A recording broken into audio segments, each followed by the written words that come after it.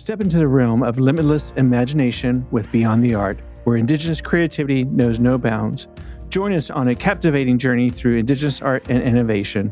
Together, let's delve into the depths of imagination, pushing boundaries with guests from diverse sectors of the Native American art world, each sharing their unique creative vision and inspiring journeys. Join us for exclusive interviews, thought-provoking discussions, and uplifting stories.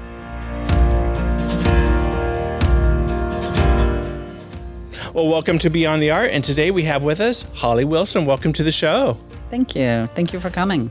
Absolutely. Well, Holly, it's a pleasure to have you on the show with us today. And can you start by telling us a little bit about your journey into becoming a multimedia artist?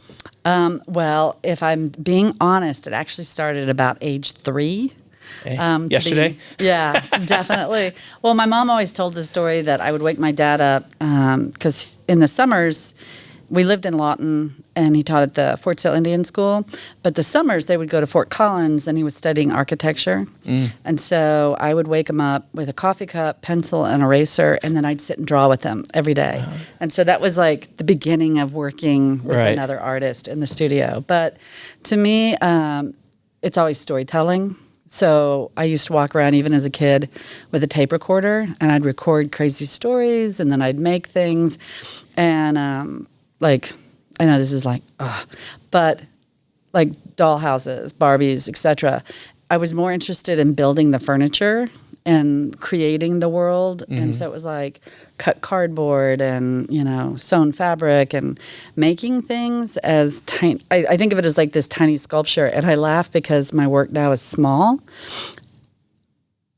So it's almost like echoing the scale that I began in the day. But then it just kind of, to me, art was a better way to communicate ideas. And it was always storytelling. So everything that I would make had a story.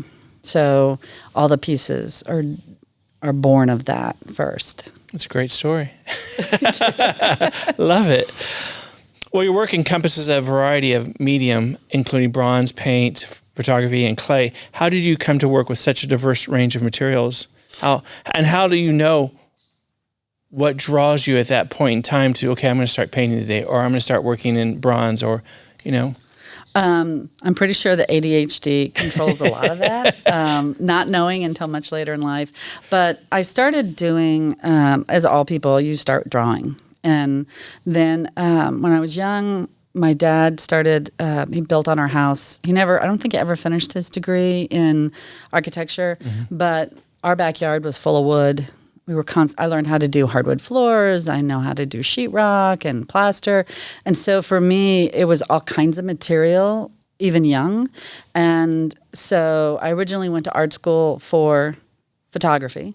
And then when I got there, I realized the way I take photography is more almost like you're getting these unguarded moments in real life. And those are the things that I capture. But with art school or any institution, they love to strip you down and then rebuild you the way you should be, with air quotes. This is art. This is art. This is how you're supposed to do this. And I didn't want to do it. And so I had really gotten involved with sculpture when I was in undergrad that first year. And so I started there. But I didn't love the department at Kansas City Art Institute for sculpture because it was real like, arr. And so I'm one of those people that used to wander departments, and I loved the ceramic department. So I ended up transferring into clay, starting with throwing, then hand building, and then I fell in love with the figure hand building. And so that's how that material. But I almost feel like a collector, where you start with this material, and then you go, oh, well, that could lead into this. And so for me, in a day, the way I decide on what a piece is made out of or what I might want to do depends on the narration of the story. So when I left Kansas City and I went into grad school, I took an elective for jewelry casting. Never had done jewelry before other than, hand put together things, and fell madly in love with casting metal. And so I was making these itty-bitty, teeny tiny little figures that I would silver solder together. And so I then translated that to full-size bronze pieces. And so I still go back to that, thinking of that material. And in some of my pieces, you'll see a figure, and they'll have sterling silver birds, and the sterling silver is representative of the meaning of what that is. It's a precious metal. Right. And so the birds are, and I also think of birds as burdens. So a burden is something you care about, and it's a burden because you care. Correct. But it's not that it's necessarily a negative, but it is something you have to care for. And they're precious, so that's why they're sterling silver. So as the years have gone by, I've tried to think about what it is I'm making and pulling it to the most clean line that tells the story both in a visual, but also in a metaphor for the material. So when you start creating something, let's say in clay, and you have the story and just it starts formulating and coming together, and do you step back and think, you know what, I'm going to change this to this medium? Has that ever happened where you kind of switch it, or you just finish it out and then? No, because my bronze work, I do directly in wax. And the reason is I love clay, but to me, clay is clay for making a figurative piece or something in clay that'll be fired into that way. I have started using clay as a base to make mold for glass or to make image for glass. But normally, whatever it is, like I see the thing in my head. Like the first Bloodline piece, what I call the OG, the 22-footer, I saw that piece in my head in stages. And it was the weirdest thing because I began building it when my son was a year old. And I worked on it for the next, 9 years, 15 years, because I didn't finish it until the spring of 2015.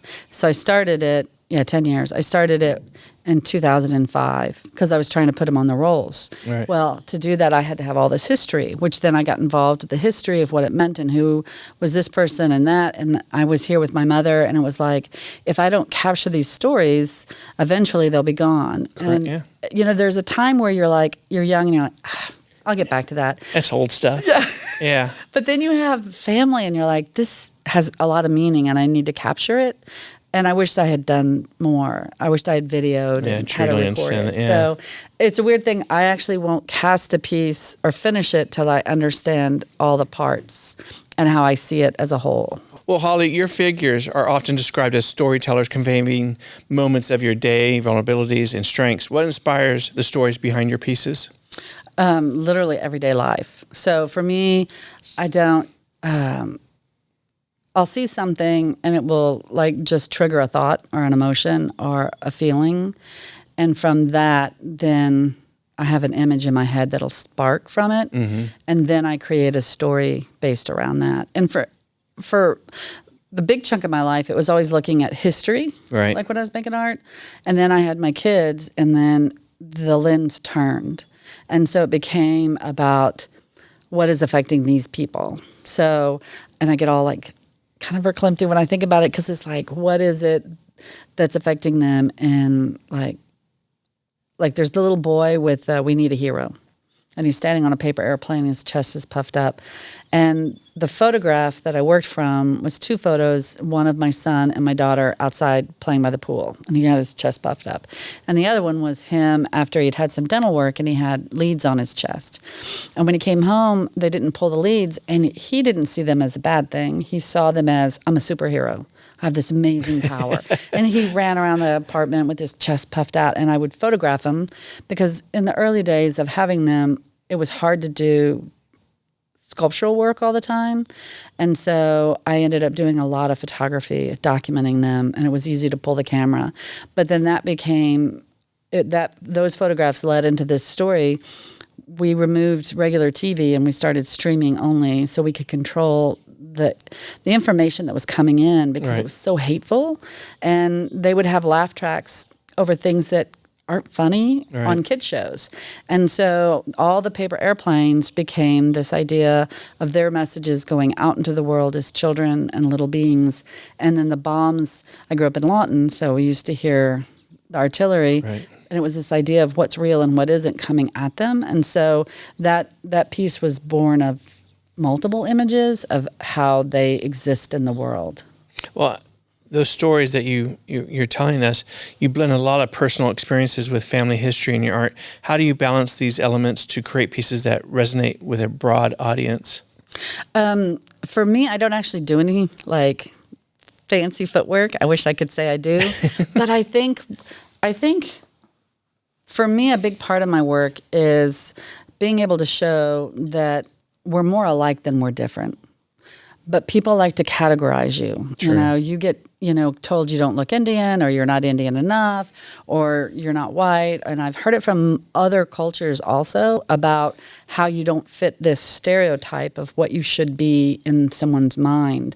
And so I think a lot of times when people see my work, they see their own story. And for me, I always think of work as like, it's an underground, they always talk about underground water, like underground rivers. You can build over it, but they're still moving. Yeah.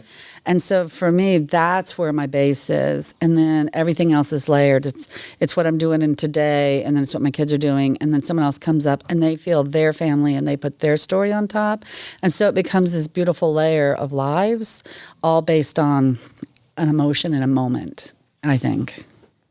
I love it. Love it. Your work has been exhibited in many prestigious museums and galleries. Can you share a bit about your experience with these exhibitions and what it means to have your work recognized in such spaces? Was it something that was in the back of your mind as you went to school and studied your craft and developed it? It's like, I want to get to this stage. Was that something that was meaningful to you, or were you just trying to put out what you have in your DNA and your history and who you are as an artist? Oh, that's a weird one. So I went to art school because I really wasn't good at anything else. And it was the only thing I wanted to do. Like for me, because I flunked Cameron. So I went to Cameron first in Lawton, and I literally flunked every art class I had. And then I took a year to like go, what is wrong with me? Why can I not do this? But what I realized is I didn't want to do math and science and French and all these other things. I just wanted to get up and make art all day and learn about art and learn about history. And so on a lark, I got into the Kansas City Art Institute because I'd done Quartz Mountain one summer, which if you're Oklahoma, please kids apply. It's amazing. And they were the ones who helped say, yes, you should come here. Right. And learning while I was there, it was about just being in the moment and learning material. And you saw these people in art history, but what was weird and what I thought was interesting is I never saw anyone who was alive that was a Native artist other than these random people. So in art history classes, you never saw Native artists that were living, or not many of them that I can even remember, that were making just art without it having a cultural connection. Like, this is a pottery that's being made by this family, this family, this family. So the weird thing about it is, my deal is I would love to be in a museum, but how do you see that if you never see yourself? It's kind of like you never see yourself on TV. The only way we ever saw ourselves as an image in history was we were extinct. We were dying because we were being slaughtered, or cartoons, or you were representation. Mute. Yeah. So it was one of those things that, and my mom and dad were real. You make art because you love it, and you'll figure out how to make a living as you go. Because my dad was a teacher, and he was a painter as well. So for me, it was just like, I want to do this, and then slowly it was like, oh, let's show in a gallery, and then it builds from there. But I mean, you've had fellowships, you've had residencies. How have they impacted your career and your artistic process and approach? Career-wise, it helps because then it's kind of like that old, keeping up with the Joneses joke, like if somebody sees you here, then it means, oh, you must be okay here. And it opens doors for other things. And I don't think that's so much a negative. It is frustrating because how do you get that first door open? I still remember the first time I applied for galleries. I wanted a show in Houston. And so I dated myself because I'm like, here's my thing of slides. And then I knock on the, I go to the gallery. I'm like, hi, my name is Holly. And they're like, slam, slam. And then they look and they go, well, you need to have a show before we can show you. And I'm like, but how do you have a show if nobody will let you have a show? Yeah. So it became a lot of these alternative types of opportunities. And then from there, it builds. And it has helped. And another thing about the fellowships or like residencies is it either gives you the funds you need to be able to do things that you couldn't do on your own. Like, that was how I got my first welder and how I was able to get an extra building. But it also helps you learn materials or techniques in a way that you couldn't do or have time to do. So. Right. So you just finished or completed a residency at Crystal Bridges. Tell us a bit about the work you did there and what was that experience like? Well, that was my very first residency, and I did. I was like 5 weeks, and it was this beautiful, open, 12-foot ceilings space at the Momentary, and my goal there was to work on large-scale paintings and do research. And I'm a mom. I have 2 kids. I have a spouse, but it's still hard because you're like in the minutia of the day of Balance. Yeah, how do you balance and I work from home, so it's like, oh, well, I'll go ahead and do this and that. And what was really nice is it took me completely outside of that, and it made time not exist in a way that you would think. So there was nobody to check in with or check out with. I could be there as early or as late. And so I was able to like make the time I need to do the things I needed to do. And then they were really great about coming. I put out a request, hey, I'd love to come talk to the curators. And so then I was able to share what it was I was doing with them. So it was the very first experience that I had. I just finished one with IAIA that it was a completely different experience from theirs. So it's kind of wild. How did the experiences differ?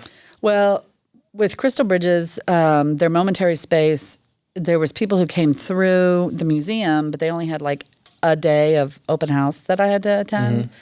And there was no activities that you had to do for students or whatever. And then with IAI, I was on their campus.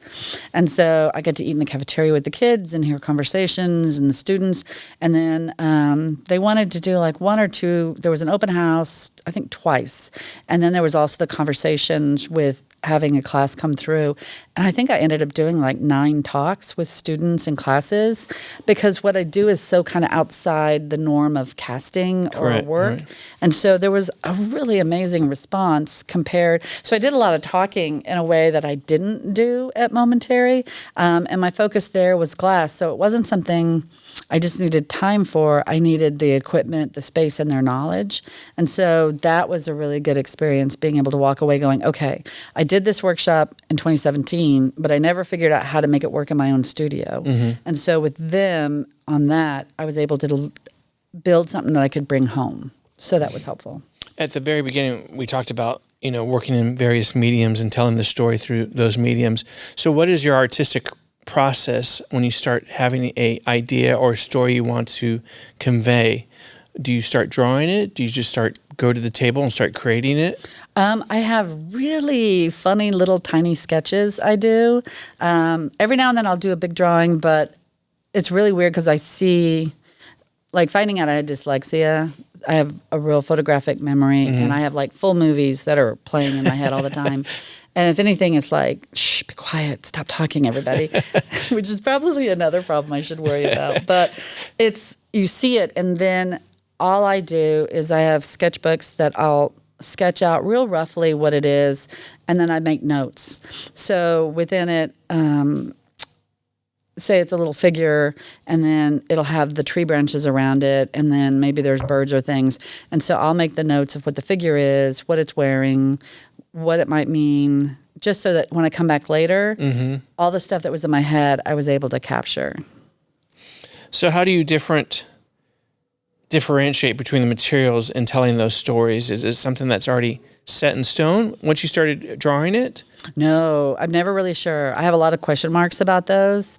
Recently, I've started glass, and the casting method I'm using for part of what I'm doing in glass. One, I wanted to see if my work could work in glass, but the other one is this casting in the void is the process.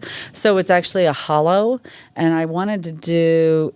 I took the workshop from a woman who did it, but for me, the reason is I feel like as a person who's Native, Indigenous, and being Delaware, Lenape, there's always this idea, are y'all still around? Are you still exist? I'm still breathing, I think.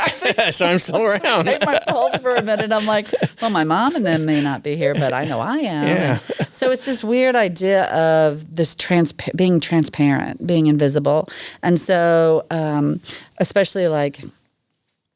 Keep talking. I'm just going to turn the camera. Especially this idea about our streets are there, like things are named after Lenape, lakes and parks, but then even our history has been removed or erased. That was part of the residency with Crystal Bridges, is just having the time to go deep into archives online and research, because once you start down that rabbit hole, all time is gone. Right. But that's where I think about glass, is that idea of a lens. So then I also think of the metaphor of it's a lens of an eye, it's a lens of a camera, it's a lens that you see. And then the transparency of glass is you can see through it, but there's still a barrier between you and what is. And so a lot of that's how material and meaning start for me. Is I want you to look at the material, and I want the material to trigger part of that story as to why I was using that, or whether it be the color or the material itself. Right. Well, being an enrolled member, a tribal citizen of the Delaware Lenape, how does your story translate into your artwork, and how does it influence what you do?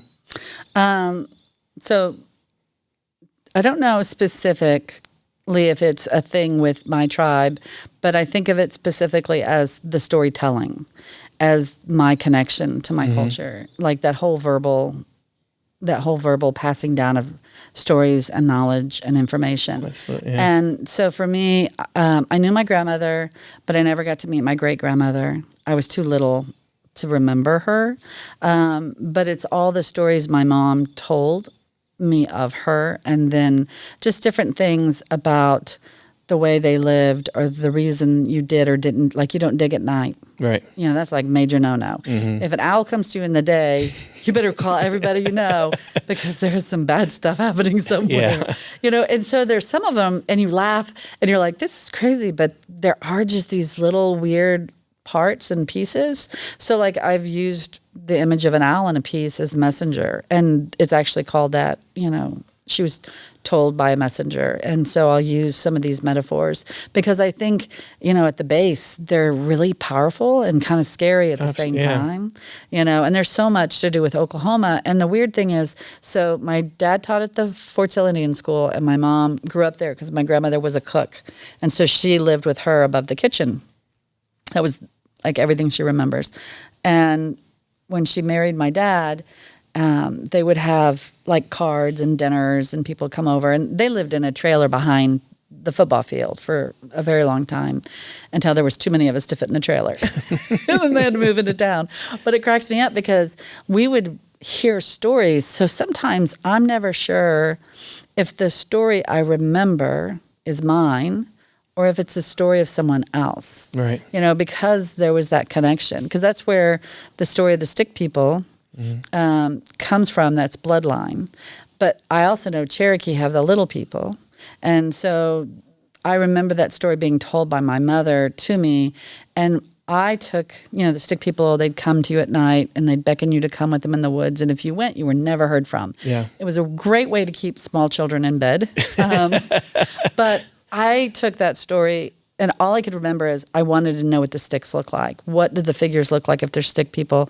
And so then later in grad school, I started reimagining that story, and I dated someone who smoked cigars, and when they put them out, they look like little bodies. And so I started then collecting these cigar bodies, and then I did the sticks in the legs and then feet, and then the heads. My dad's family were from Idabel, and they had a jewelry store, and it was the first time I ever saw cameos up close, and they were beautiful.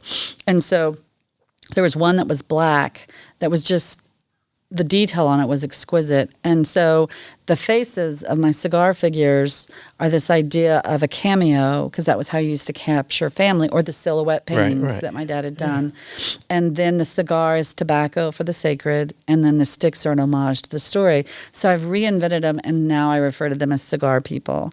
And so that's how I kind of take something that was a real story, and then how does it affect me in my life? And then, and the funny thing is, the first time I made them, it was in grad school, in like 1995 or 96, something like that.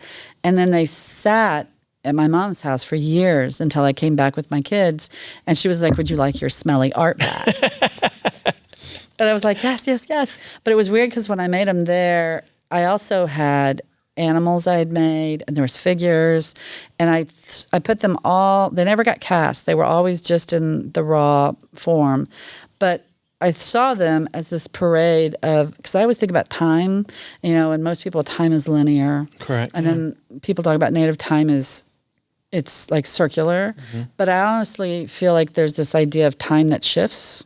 And so it's not even a circle and it's not linear. I think that you can shift from planes to planes. Makes sense. And so, because there'll be times that I could swear I see something that's not there, but it's not that it's not there and it's going, whoa, but it's more like it's living its own life. Right. And then for that moment, it's gone. So that almost that veil between the two is down. And I think when you're younger, especially, that power is more strong. Mm-hmm. As you get older, all this noise dulls that ability to tune. And so this piece I made kind of was that illusion of that time, because it was people and animals, and they were moving in and among themselves as if it was like a crowded street in New York. So it's a piece I really still love. Do you continue on that story? Once you have a piece in mind and a story you want to tell, that piece is completed, do you try to continue that story and do another piece, or is that story done? It depends. Yeah. For me, the cigar figures are an ever-evolving tale. I would not create... I don't do... So the big thing for me is I don't do editions and I don't do copies. So, because I feel like each piece of art is its own life.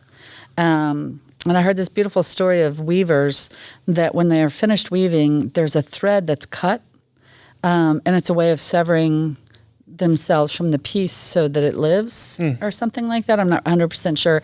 And there's even one that I heard that there's the way the pattern is on a pot is left open as a way for the spirit to come or go. And I'm pretty sure I've butchered both of those stories, and I do apologize. But I love this idea of these objects housing this spirit, whether it be its own or yours that you have breathed into it. And for me, that's what my objects are. That's why I don't do, I've been asked, you should make an edition. You could pay off your student loans. No! I will still have them probably when I'm really old, unless I can sell something super big. But no! Because for me, they are alive. And if I did that, then I would be taking that life away from them. So if the story can continue, if there's another thing that has to be said or another way, I do. And sometimes, I have this old rocker that my mother gave me. And so there's 2 rocker legs, there's an arm, there's something else. And so I've done the cigar figures on it representing the matriarch a couple of times, but each one's it's different group of figures, it's a different number, they're individual pieces, but they're all telling the story of a mother in a rocking chair and her daughters. Because I saw on Facebook, and it was a mother, and then it was her daughter and her granddaughter, and then the great-grandmother. And it made me cry because my mom had died, and so she would never be in a photo like that. So that's those stories still hold because they're still really important to see. Absolutely. I don't make me. I'm not Oprah. I'm not going to make you cry, but you're going to make me cry. I'm so sorry. No, because I grew up in a very matriarchal family. My mom was very strong. I knew my grandmother. I knew my great-grandmother. I knew my great-great-grandmother. Wow. And she told us stories of removal and living in Oklahoma. Wow. And so in having those stories and understanding and it being in our DNA, losing your mom is the hardest thing anyone has to go through, because they're the ones that gave you life. Yeah. And to see that and say, next time is always hard. Yeah. Different topic, different podcast. I know. We're both going to therapy after this, so wait for part 2. But I love that. I love that story, and I've seen that piece. And it's that resonates with me. Yeah. Because of that, and I understood what you're trying to tell. And that is an actual rocker. And that's what, and the first time I did one, it was back in 2015 because it was the first rocker leg. But the way the rocker, it looked like a pregnant belly. And that's what really sparred that idea. Is it made me think of rocking my kids and that pregnant belly and then that stupid photo on Facebook. So, anywho. How do you hope your work impacts the perception and appreciation of Native American indigenous art and culture? As we've discussed, and off camera we discussed, there's some that are out there that don't understand that we're ever evolving as people, as indigenous and Native American people. So just because it's not translated into their perception of Native American art, so how do you help, or how do you want to help educate the collectors, the buyers out there, and just the appreciation of Native American art and culture as we continue to grow and evolve? Yeah, that's a weird one, because I've had people come in to the gallery, and I also show at Swaya and come into my booth, and I've had that, well, how is this Indian, Right. And there is that connection that because I'm Native and I'm making art, it's Native art, but I don't know if that's enough for everybody, because when my dad was a painter, and then he also did beadwork, but whether he was Native or not, it's one of those, like, can you find the records or prove it? And it didn't really matter. He had a love of making art. And when he was younger, his parents were like, you need to get a real job. Art is not a real thing. And he was amazingly talented. In fact, I've talked to people who are like, how could he have stopped doing it? But he shifted. Right. So he shifted from painting into beadwork, and then he shifted from there into building and constructing things on our house. And when I went away to art school, I still remember they were like, you make art that comes from in here. Uh-huh. And when you do that, then it's real and it's authentic. You don't have to make work that echoes a story or a heritage. And a lot of that also is, it's hard to find stuff on Delawares. I mean, that was why I was doing so much research when I was at Crystal Bridges, is just trying to find images that I know for a fact are of our beadwork, or of the first time I saw pottery that we made was about a year ago, while I was with Laura Allen with Montclair Art Museum, and we went up to upstate New York. And I held a piece of pottery that I did not even know we made, because I'd never seen one of our pots, that was dated like 500 to 900, And I'm like, how is this here? And all these boxes, and it just almost made me cry, because I am opening these boxes, and it's just all this stuff that here I am in Oklahoma, and I've never seen a pot we made. And that's that disconnect from that. True. So for me, it's about telling the story and hoping that people understand, A, we're alive, and B, we make art, and it doesn't have to be in this romanticized 1900 version of whatever Disney put out that you think we should be. Right. So that's the best lesson that I can give. And I think it'll evolve even farther. I mean, you see people doing film. For me, the next thing, I've done performance, I've done installation. And for me, one of the things I want is to be able to I love going to museums and to see things, but I would love to be able to go smell and touch and feel and hear and see things in a more immersive way. Right. So that's kind of where some of my work is slowly moving towards, is that idea of that immersion within a space that also echoes some of that that kind of time shift I talked about. So, and not all Native American art has to fit within a box. No. Well, it's funny you say that, because I was asked that years ago for something, and it's like, okay, so all these years they tried to assimilate us. So assimilate. All right, so we went to school, we're here, we're all, whatever it is you wanted us to be. And anything for my age, for the age that I am, that I was going to school, you didn't talk about your heritage as much, especially in art school. Right. And I still remember the clay guy that I was studying under, his wife discovered I was Indian. I was very concerned, because I didn't talk about it, that I didn't understand who I was. And so she literally photocopied and gave me information about the Lenape Indian. And it was just one of those things where you're like, I'm not really sure where to go with this. Right. I appreciate that you think I'm lost, but at the same time, because of that, then this guy wanted me to make pottery. Well, as I said, I've never even seen my pottery. Right. So even in this place that's supposed to be creative, I'm trying to be shaped into something that they don't even know what it is. So it's a weird thing. It's like assimilate. You've assimilated. Oh, but wait a minute. And this is the other thing. You're Indian? You're Native? Yeah, this is contemporary, so we don't really know how to deal with you. You need to go to the Native curators. And then at the time, the Native curators are like, well, you're not Indian. Right. You need to go to the contemporaries. So for a very long time, you fell in this weird ravine that was like bottomless, And only in the last 10 years do I honestly think the shift has come to where people are understanding that it can be both sides at the same time or one or the other.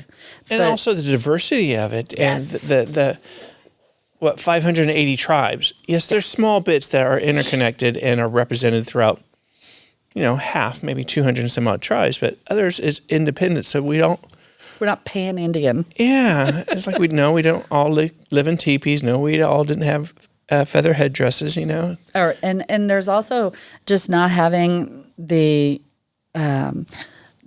reservation experience, and also, not growing up with huge families, because that was one of the things I discovered is our allotments were like, here's a person, here's a person, here's a person.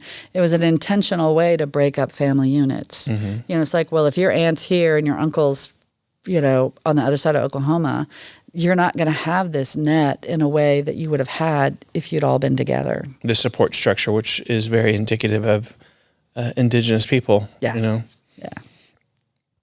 Looking back on your career so far and the journey, what have been some of the most rewarding moments for you as you kind of collectively look back at your journey?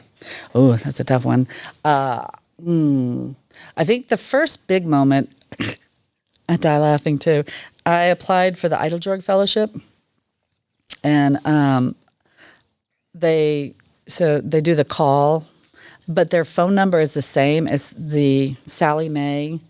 Sallie Mae Foundation? The Sallie Mae Student Loan Servicing Center, really? Which is now, I think, Navient, because it's a 317 area code. And when I saw it, I was like, oh, nope, not paying my student loans today. So I sent it to voicemail. And then later that night, I was like, so I check it, and it's them saying, we are from Eiteljorg. We'd like to have a conversation with you. And I was like, I had to wait all night and into the next day to wait to call to find out, was this about the fellowship? And then I ended up getting it, but it was hysterical and then I cried because I was like, I thought you were my student loan service. You're coming after me. So that was one, because it was like the first time I ever got like real recognition from an institution about my work. And that money helped hugely kind of put my studio together. It was bittersweet because that was the year, my sister died, and so building Bloodline was hard because I was half there and half with her here. And then we also discovered that summer my husband had cancer. And so while we're at the fellowship, right when we left, he was going to Houston to get treatment. And so it was one of those weird things where you're like, I'm so excited, this really sucks. Yeah. But he made it through, and it was a good thing. And then my other favorite is when my kids see they were little, and they would see a piece they modeled for or they were photographed in, and they would run through the gallery going, that's me, that's me. So I think that, like, just to see them see themselves in art, I think was really powerful for me. So, do you mentor your kids in the art Well, world? it's the weirdest thing. To be able to work as a mom, I would sit with them. Like, I always had a table in the playroom. And so they were playing, and then I would do work. And then my daughter was always more into drawing and paint, so then she would do her thing. And then my son would sit across from me, and he would make crazy Play-Doh sculptures and things that happen. And so there was all these, like, encased creatures in Play-Doh. And it was really wild to see their experience with mine. And then, like, my son made his first bronze when he was it was pre-K, where he made a piece, then we cast it, and then I was like, well, what color do you want it? And then I have this beautiful photograph of the two of them with his sculpture. And then Zoe, actually, when she was really small, and I have a photo of her messing with the sculpture, and she insisted this piece needed a hat. And she didn't talk, so it was a weird kind of way. Right. She didn't talk till after 3. And so this little hat had to stay. And then when I had a show and told the family that was interested, that was the thing that kind of sealed their connection. And now, my son doesn't make art, but he tells stories. And so he's going to school for writing. And so those stories that he would make, you were so ingrained. And then my daughter is painting, drawing, and does stories as well. So it's kind of wild. I never wanted to force what I did on them. Mm-hmm. They were always there as part of, and that was the only way I could make art with them. I would drag the Dora the Explorer mat into the studio. They'd be like, let's all play together. Mom's playing with Play-Doh. That's your next medium, I guess. Yes. I have crayons. We have the crayon work. How do you stay inspired and motivated in your practice? That's weird. I don't, it's always just seeing stuff, mm-hmm. And it's weird what will spar a thought, because we were talking about the kids, and we had moved from one school to another. They were talking about friends they left, friends they were going to have. And the inspiration for my crayon girls came from that, because they never were like, oh, well, if you said, well, who is this kid? They were never like, well, that's the little black girl, or that's the Asian boy, or that's the native. They only ever addressed them as their friends and what they did. He would tell funny jokes and open ketchup. She had the cutest hair that was curly with a blue sweater. And it was a way that kids see people that we don't mm-hmm. see people. We see them for the traits that make them. And so we're, of course, inspired and jealous, because I wish we were more like young kids.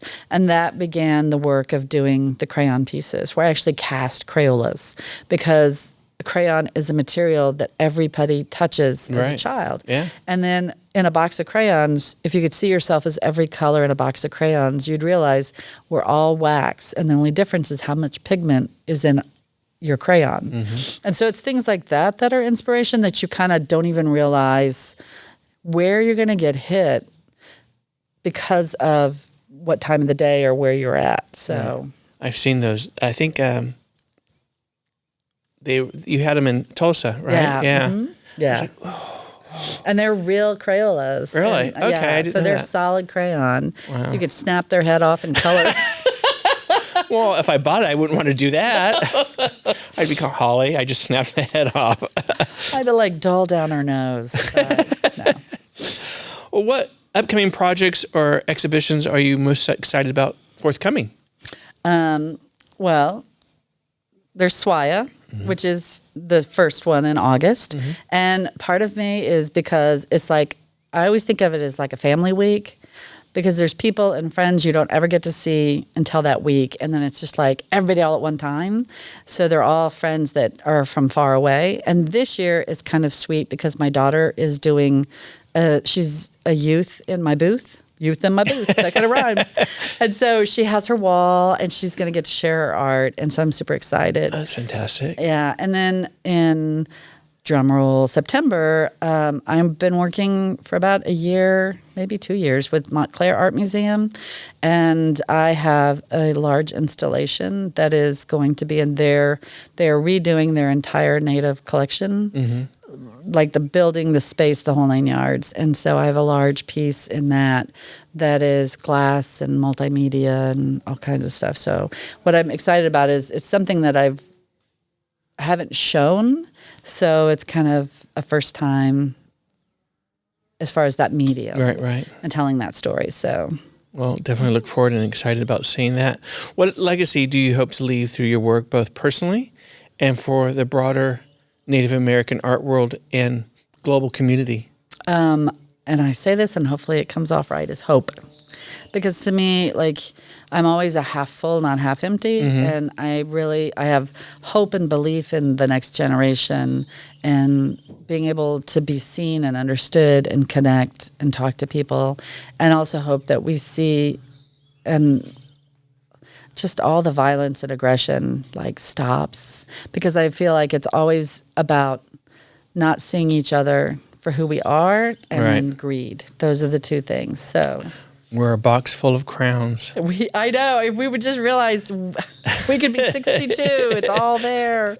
So I know that's this, and there's tongue in cheek in there, but my work to me is about hope. It's hope for tomorrow. It's hope for the next generation.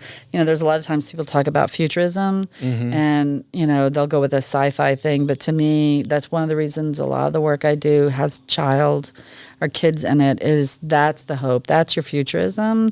That is that next generation. And the power and the importance of what they see and their vocalness about it, that is what is futurism for me. Is there anything you want to work on, or a medium that you want to try your hands at?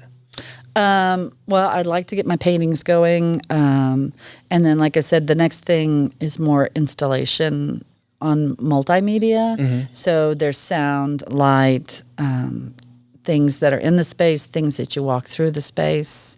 And part of that has to do with both people and history, but also environment, because I think that's a really big thing. Like, we're originally East Coast, and then we got relocated to Oklahoma. And it's always so weird when I go to the East Coast and then I come back here, and the things that are similar, but the things that are so different, like just the fact that our dirt is really red. Right. It is so red. And then I laugh because when we're up there, I'm like, look at the grass. Look how soft and beautiful the grass is, And it's just so much of that is environmental and place and where we're at. So True. I have pieces that I'm working on specifically that address that.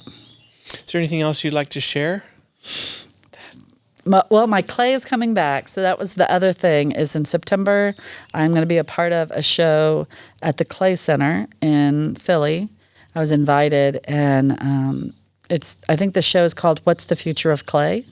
And so I was invited to do a clay piece. So I've wanted to get my hands back into figurative clay, and this is a wonderful example. So I'll be revealing clay. And it doesn't sound like almost comical, but that I'm excited about, because it's something that was the beginning for a lot of me. And then when I went to grad school, I kind of moved away. And so, and I'm sure anybody who helps me move clay will be like, thank goodness, because we're sick of moving your boxes of clay around. But yeah, that's a biggie I'm excited about. Well, Holly, thank you for inviting us into your studio today and your work. It's been incredible, and much continued success in your work in the future. Thank you. Thank you for making the journey to the woods of Mustang. Absolutely. Well, it's been a pleasure, and I've made a new friend, and I'm a huge admirer of your work. So thank you so much. Same here. I've been enjoying listening to you while I'm tolling away on fingernails. I get to hear other people's lives. Perfect. Thank you. Thank you for joining us on this journey through Indigenous art and creativity. Stay inspired and keep exploring with us on Beyond the Art. Remember to subscribe and follow us for more exclusive interviews, insightful discussions, and stories that ignite your artistic imagination. Until next time, continue to unlock your limitless potential with Beyond the Art. Thank you for listening.